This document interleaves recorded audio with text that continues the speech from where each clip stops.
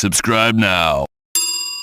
You being a husband, a father, and a big political figure, it's like, how do you cope with like making all of those things important in your life? You mentioned a lot, which is, I'm a big fan of Aristotle. Aristotle talked about a hierarchy of the good. When you have a lot going on, this is a good rule for young people. You got to make a hierarchy of what matters most, and you got to prioritize that thing over other things, which means, by definition, other things are going to slip aside. And realize it's not all about you.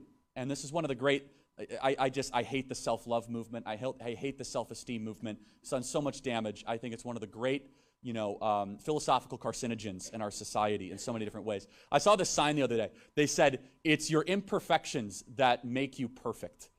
And I thought to myself, I said, well, then therefore, by definition, the more imperfections you have, the better you are? Or my favorite one is, the world is better because you're in it. Now, that might sound like a good message, but in reality, it should be a question. Is the world better because you're in it? Right?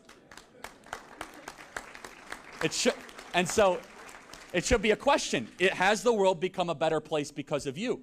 Now, so the idea of a hierarchy of what matters most is not taught a lot to our kids. There's a big lie out there that you could have it all, and that's not true. You can't. You have to make sacrifices. You could still do a lot. You could still run a business, and you could still do things, but you have to make time for what matters most. One of the reasons why we have such a depressed generation, suicidal generation, we have such an anxious generation, a medicated generation, is they're thinking about themselves all the time. I believe a people that is not dedicated to service is a very depressed people. It's not always about you. Sometimes you have to do stuff you don't like because it's going to benefit somebody else. By the way, we just know that scientifically you're a happier person because of that. We know that, regardless of the spiritual implications or the moral implications.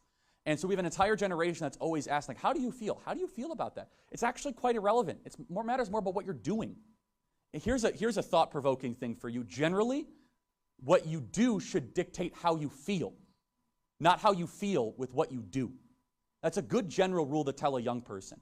Another good rule for life, which is self-control is a lot more important than self-esteem. But we do the opposite. Thank you.